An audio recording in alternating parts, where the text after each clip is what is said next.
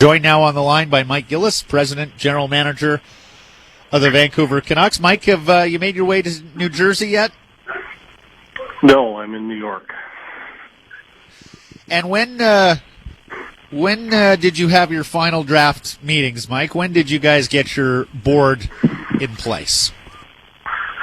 Well, we've been meeting all morning this morning and are continuing to meet.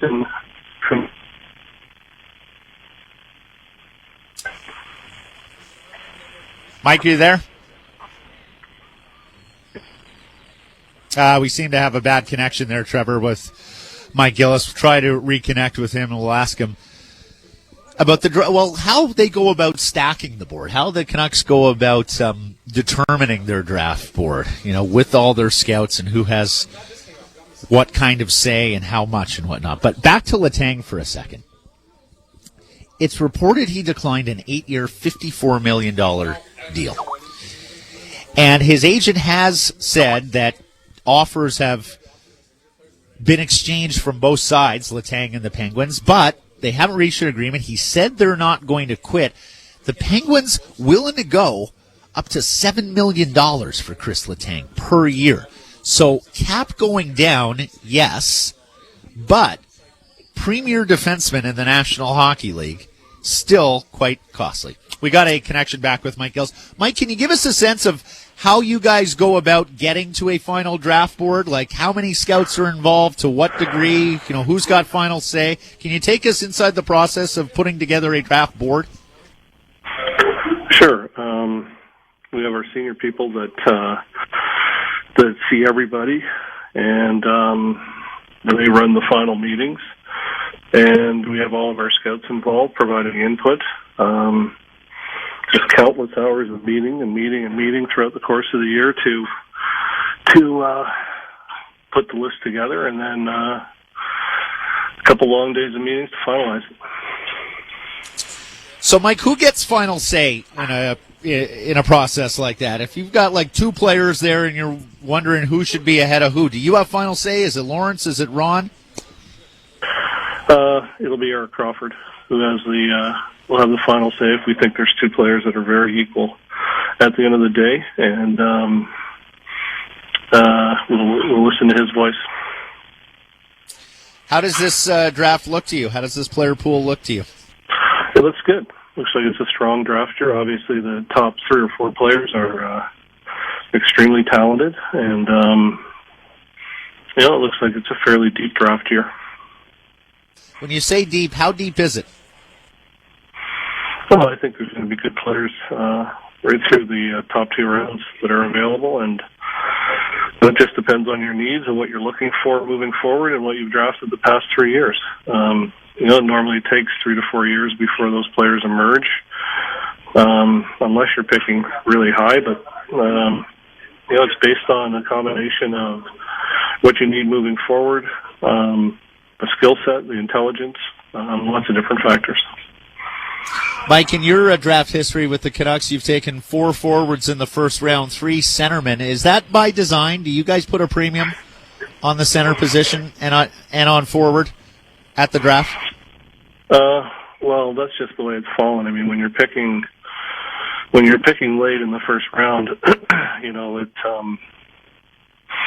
it's pretty difficult. So I think that's just the way it's fallen. I don't think we had any designs to pick only center icemen in the first round, but that's how it's turned out. Even though I like selecting centers, I think a center can always play the wing, but it's more difficult for a winger to play center.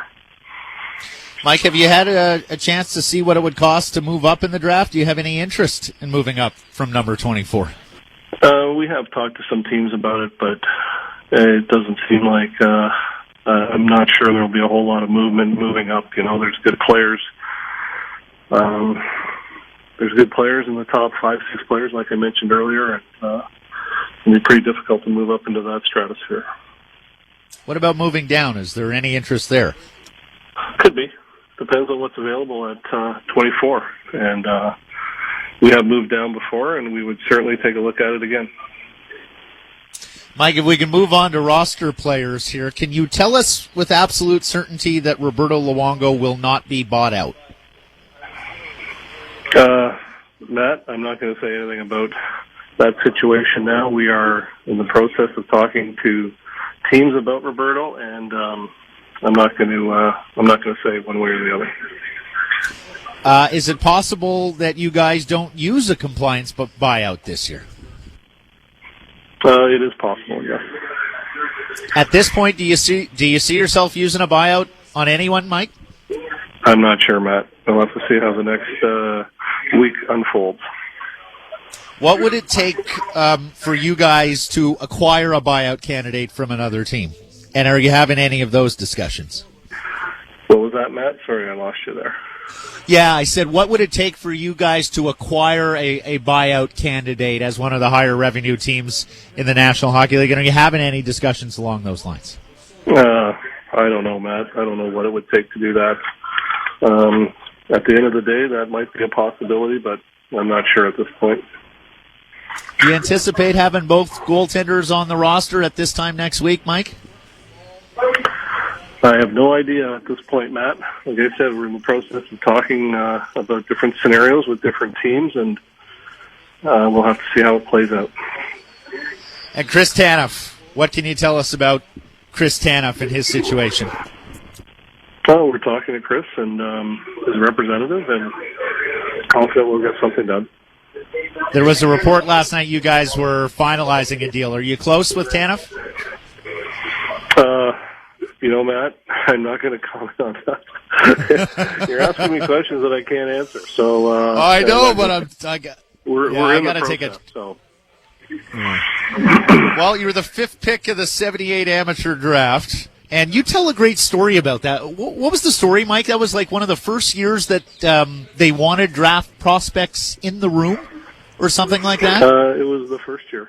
And it was at the Queen Elizabeth Hotel in Montreal, and it was very, very different than what we see today. Well, describe the scene. What was it like? It was in a relatively small ballroom, and there were, I think, 12 or 14 of us, basically sitting there among the tables for the teams.